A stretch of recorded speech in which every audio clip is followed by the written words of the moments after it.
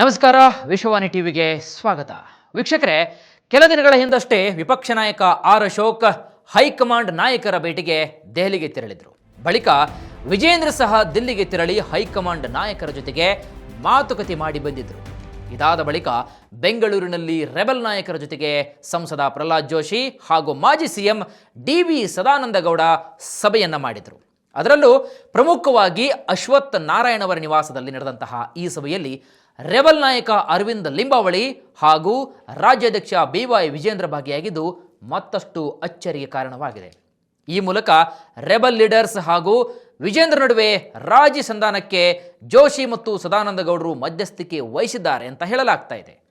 ಅಷ್ಟಕ್ಕೂ ಇದು ನಿಜಾನಾ? ಇದೇ ಇವತ್ತಿನ ವಿಶೇಷ.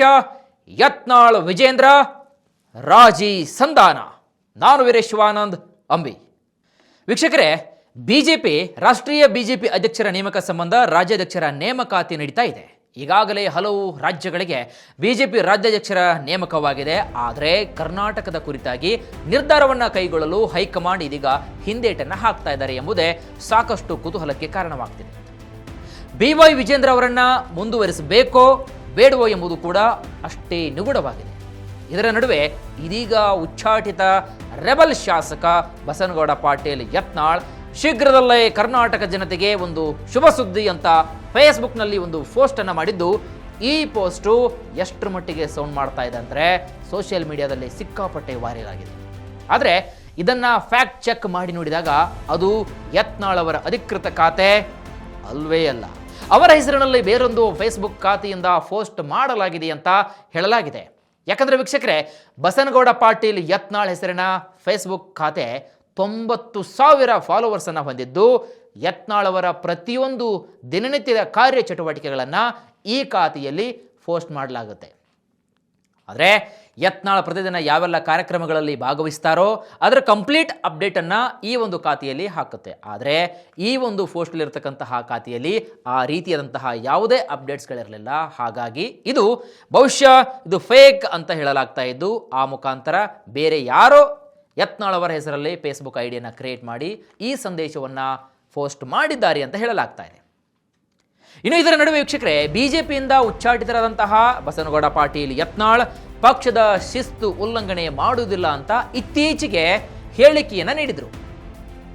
ಈ ಮೂಲಕ ಪಕ್ಷದಿಂದ ಉಚ್ಚಾಟಿತರಾದಂತಹ ಯತ್ನಾಳ್ ಅವರು ಬಿಜೆಪಿ ಪಾಳೆಯಕ್ಕೆ ವಾಪಸ್ ಬರಲು ಉತ್ಸುಕರಾಗಿದ್ದಾರೆ ಅಂತ ಕೆಲವೊಂದಿಷ್ಟು ನಾಯಕರು ಹೇಳ್ತಿದ್ದಾರೆ.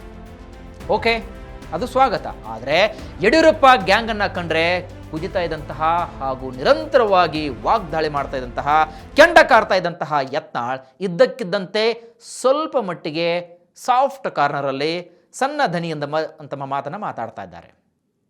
ಇನ್ನು ಈ ಮಾತನಾಡ್ತಾ ಇರಬೇಕಾದ್ರೆ ಎಲ್ಲೂ ಕೂಡ ಅವರ ಒಳಗಿನ ಕಿಚ್ಚನ್ನು ಬಿಟ್ಟೇ ಬಿಟ್ಟಿಲ್ಲ ಅವರು.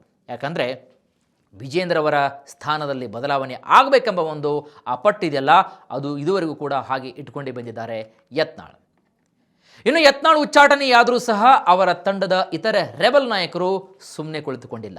ಯಾಕಂದರೆ ರಾಜ್ಯಾಧ್ಯಕ್ಷ ಬದಲಾವಣೆ ಬಗ್ಗೆ ನಿರಂತರವಾದಂತಹ ಹೋರಾಟವನ್ನು ನಡೆಸಿದ್ದು ಕೆಲವು ದಿನಗಳಿಂದ ಕರ್ನಾಟಕ ಬಿಜೆಪಿಯಲ್ಲಿನ ಕೆಲ ರಾಜಕೀಯ ಚಟುವಟಿಕೆಗಳು ಭಾರೀ ಸಂಚಲನವನ್ನು ಸೃಷ್ಟಿ ಮಾಡ್ತಾ ಇದ್ದಾವೆ. ಯಾಕಂದರೆ ಹೈಕಮಾಂಡ್ ನಿದ್ದೆಯನ್ನು ಕೆಡಿಸುವಂತಹ ಒಂದು ಪ್ರಯತ್ನ ಕೂಡ ರಾಜ್ಯ ಬಿಜೆಪಿಯ ಪಾಳ್ಯದಲ್ಲಿ ನಡೀತಾ ಇದೆ. ಇನ್ನು ಬಿಜೆಪಿ ರಾಜ್ಯಾಧ್ಯಕ್ಷ ಸ್ಥಾನದ ಆಯ್ಕೆ ದಿನ ಕಳೆದಂತೆ ಇದು ತುಂಬ ಉದ್ವಿಗ್ನ ಆಗ್ತಾ ಇದೆ, ಜಟಿಲವಾಗ್ತಾ ಇದೆ. ಇತರ ರಾಜ್ಯಗಳ ಅಧ್ಯಕ್ಷರನ್ನ ವರಿಷ್ಠರು ಘೋಷಣೆ ಮಾಡ್ತಾ ಇದ್ರು. ಕರ್ನಾಟಕದಲ್ಲಿ ಯಾರಿಗೆ ಪಟ್ಟ ಎಂಬ ಕುರಿತಾಗಿ ಅವರಿಗೆ ಇದೀಗ ಗಟ್ಟಿ ನಿರ್ಧಾರವನ್ನು ತೆಗೆದುಕೊಳ್ಳಲು ಈ ಕ್ಷಣದವರೆಗೂ ಕೂಡ ಅವರು ತಡಬಡಿಸ್ತಾ ಇದ್ದಾರೆ. ಕಾರಣ, ವಿಜೇಂದ್ರ ಅವರ ಮಗನಿಗೆ ಕೊಟ್ಟರೆ ರಾಜ್ಯ ಬಿಜೆಪಿಯಲ್ಲಿ ಏನಾದರೂ ಬಹುದೊಡ್ಡವಾದಂತಹ ಸಂಚಲನ ಸೃಷ್ಟಿ ಮಾಡಬಹುದು. ಅಥವಾ ರೆಬಲ್ ನಾಯಕರುಗಳಲ್ಲಿ ಒಂದಾದ ಒಬ್ಬರಿಗೆ ನಾಯಕರಿಗೆ ಕೊಟ್ಟರೆ ಇತ್ತ ಬಿ.ವೈ. ವಿಜೇಂದ್ರ ಅವರ ಪರವಾಗಿ ಅಥವಾ ಯಡಿಯೂರಪ್ಪನವರ ಒಂದು ಬಣದ ಪರವಾಗಿ ಅಕಸ್ಮಾತ್ ಏನಾದರೂ ಬಿಜೆಪಿಯ ಪಾಳ್ಯದಲ್ಲಿ ಹೊಸ ಬದಲಾವಣೆಗಳಾದರೆ ಇದು ಮುಂಬರತಕ್ಕಂತಹ ಚುನಾವಣೆಗಳಿಗೆ ದೊಡ್ಡ ಒಳಪೆಟ್ಟು ಬೀಳಬಹುದು ಎಂಬ ದೊಡ್ಡ ಆತಂಕದಲ್ಲಿದ್ದಾರೆ ಬಿಜೆಪಿ ಹೈಕಮಾಂಡ್. ಇನ್ನು ಅಧ್ಯಕ್ಷ ಸ್ಥಾನ ಯಾರಿಗೆ ಎಂಬುದು ಇಂದು ನಾಳೆ ಘೋಷಣೆ ಆಗಲಿದೆ ಎಂಬ ನಿರೀಕ್ಷೆಯಲ್ಲಿ ಬಿಜೆಪಿ ಕೆಲವೊಂದಿಷ್ಟು ನಾಯಕರು ತಮ್ಮ ಪಕ್ಷವನ್ನು ಮುನ್ನಡೆಸಿಕೊಂಡು ಬಂದಿದ್ದಾರೆ. ಆದರೆ ರಾಜ್ಯ ಬಿಜೆಪಿಯಲ್ಲಿ ಭಿನ್ನಮತೀಯರ ಚಟುವಟಿಕೆಗಳಿಗೆ ಮಾತ್ರ ಬ್ರೇಕ್ ಬಿದ್ದಿಲ್ಲ. ಯಾಕಂದ್ರೆ ಬಸನಗೌಡ ಪಾಟೀಲ್ ಯತ್ನಾಳ್ ಅವರನ್ನ ಉಚ್ಚಾಟನೆ ಮಾಡಿದ್ರು. ರೆಬಲ್ ನಾಯಕರು BS ಯಡಿಯೂರಪ್ಪ ಕುಟುಂಬದ ವಿರುದ್ಧ ತಮ್ಮ ಅಸಮಾಧಾನವನ್ನು ನಿರಂತರವಾಗಿ ಹೊರಹಾಕುತ್ತಲೇ ಇದ್ದು ಸಮಯ ಸಿಕ್ಕಾಗಲೆಲ್ಲ ದೆಹಲಿಗೆ ತೆರಳಿ ಹೈಕಮಾಂಡ್ ಜೊತೆಗೆ 1-to-1 ಮಾತುಕತೆಯನ್ನು ನಡೆಸ್ತಾ ಇದ್ದಾರೆ. ಇನ್ನು ಇತ್ತ ವಿರೋಧಿ ಬಣ ಫುಲ್ ಆಕ್ಟಿವ್ ಆಗ್ತಾ ಇದ್ದಂತೆ ಮಗನನ್ನ ಉಳಿಸಿಕೊಳ್ಳಲು ಮಾಜಿ ಸಿಎಂ ಬಿಜೆಪಿ ಹಿರಿಯ ನಾಯಕ ರಾಜಾಹುಲಿ BS ಯಡಿಯೂರಪ್ಪ ಅಖಾಡಕ್ಕೆ ಇಳಿದಿದ್ದಾರೆ ನೋಡಿ. ಆ ನಿಟ್ಟಿನಲ್ಲಿ ನಿರಂತರವಾಗಿ BSY ಬಿಜೆಪಿ ಕಚೇರಿಗೆ ಆಗಮಿಸ್ತಾ ಇದ್ದು ಪಕ್ಷದ ಬಹುತೇಕ ಎಲ್ಲ ಚಟುವಟಿಕೆಗಳಲ್ಲಿ ಸಕ್ರಿಯವಾಗಿ 24/7 ತೊಡಗಿಕೊಳ್ತಾ ಇದ್ದಾರೆ. ಯಾಕಂದ್ರೆ ಇದು BSYಗೆ ತುಂಬಾ ಚಾಲೆಂಜಿಂಗ್ ಟಾಸ್ಕ್ ಆಗಿದ್ದು ಪುತ್ರನನ್ನ ಹೇಗಾದರೂ ಮಾಡಿ ಮುಂದಿನ ರಾಜಕೀಯ ಹಾದಿಯನ್ನು ಸುಗಮಗೊಳಿಸಲು ಹಾಗೂ ರಾಜಕೀಯದಲ್ಲಿ ಒಂದು ಭದ್ರ ನೆಲೆಯನ್ನು ಕಲ್ಪಿಸಲು ತಮ್ಮ ಬಲಾಢ್ಯವಾದಂತಹ ಅಸ್ತ್ರಗಳನ್ನು ಪ್ರಯೋಗಿಸ್ತಾ ಇದ್ದಾರೆ. ಯಾಕಂದ್ರೆ ಈಗಾಗಲೇ ಬಿಜೆಪಿಯ ಪಾಳೆಯದಲ್ಲಿ 2 ಬಣಗಳಿದ್ದು ತಮ್ಮ ಬಣದ ನಾಯಕರನ್ನ ಮತ್ತಷ್ಟು ಭದ್ರಪಡಿಸಿಕೊಳ್ಳಲು ಅವರೊಂದಿಗೆ 1-to-1 ಫೇಸ್ ಮಾತುಕತೆಯನ್ನು ನಡೆಸ್ತಾ ಇದ್ದಾರೆ. ಇದರಿಂದ ಮತ್ತಷ್ಟು ವಿಶ್ವಾಸವನ್ನ ಗಳಿಸಿಕೊಳ್ಳುವಲ್ಲಿ ಸಾಕಷ್ಟು ಪ್ರಯತ್ನವನ್ನು ನಡೆಸ್ತಾ ಇದ್ದಾರೆ BSY ಅವರು ಅಂತ ಹೇಳಲಾಗ್ತಾ ಇದೆ. ಇನ್ನು ಕೆಲ ದಿನಗಳ ಹಿಂದಷ್ಟೇ ವಿಪಕ್ಷ ನಾಯಕ ಆರ್ ಅಶೋಕ್ ಹೈಕಮಾಂಡ್ ನಾಯಕರ ಒಂದು ಭೇಟಿಗಾಗಿ ದೆಹಲಿಗೆ ತೆರಳಿದ್ರು. ಬಳಿಕ ಹಾಲಿ ರಾಜ್ಯಾಧ್ಯಕ್ಷ ವಿಜೇಂದ್ರ ಕೂಡ ದೆಹಲಿಗೆ ತೆರಳಿ ಹೈಕಮಾಂಡ್ ನಾಯಕರ ಜೊತೆಗೆ ಮಾತುಕತೆ ಮಾಡಿ ಬಂದಿದ್ದಾರೆ. ಇದಾದ ಬಳಿಕ ಬೆಂಗಳೂರಿನಲ್ಲಿಯೂ ಕೂಡ ರೆಬಲ್ ನಾಯಕರ ಜೊತೆ ಸಂಸದ ಪ್ರಹ್ಲಾದ್ ಜೋಶಿ ಹಾಗೂ ಮಾಜಿ ಸಿಎಂ DV ಸದಾನಂದ ಗೌಡ ಸಭೆಯನ್ನು ಕೂಡ ಮಾಡಿದರು. ಅದರಲ್ಲೂ ಪ್ರಮುಖವಾಗಿ ಅಶ್ವಥ್ ನಾರಾಯಣ್ ಅವರ ನಿವಾಸದಲ್ಲಿ ನಡೆದಂತಹ ಸಭೆಯಲ್ಲಿ ರೆಬಲ್ ನಾಯಕ ಅರವಿಂದ್ ಲಿಂಬಾವಳಿ, ರಾಜ್ಯಾಧ್ಯಕ್ಷ BY ವಿಜೇಂದ್ರ ಭಾಗಿಯಾಗಿದ್ದು ದೊಡ್ಡ ಮಟ್ಟದ ಅಚ್ಚರಿಗೆ ಕಾರಣವಾಗಿದೆ. ಈ ಮೂಲಕ ರೆಬಲ್ ಲೀಡರ್ಸ್ ಹಾಗೂ ವಿಜೇಂದ್ರ ನಡುವೆ ರಾಜಿ ಸಂಧಾನಕ್ಕೆ ಜೋಶಿ ಹಾಗೂ ಸದಾನಂದ ಗೌಡರು ಮಧ್ಯಸ್ಥಿಕೆಯನ್ನು ವಹಿಸಿದ್ದಾರೆ ಅಂತ ಮಾತುಗಳು ಕೇಳಿಪಡ್ತಾ ಇವೆ. ವೀಕ್ಷಕರೇ, ಮೂಲಗಳ ಪ್ರಕಾರ ಪ್ರಹ್ಲಾದ್ ಜೋಶಿ ಅವರು ಮತ್ತು ಮಾಜಿ ಸಿಎಂ ಸದಾನಂದ ಗೌಡ ಇವರಿಬ್ಬರು ಕೂಡ ಬಿಜೆಪಿಯ 2 ಬಣಗಳೊಂದಿಗೆ ಒಂದು ಉತ್ತಮವಾದಂತಹ ಒಡನಾಟವನ್ನು ಇಟ್ಕೊಂಡಿದ್ದಾರೆ. ಹಾಗಾಗಿ ಇವರನ್ನ ಈ ರಾಜಿ ಸಂಧಾನಕ್ಕೆ ನೇಮಕ ಮಾಡಲಾಗಿದೆ ಅಂತ ಹೇಳಲಾಗ್ತಾ ಇದೆ.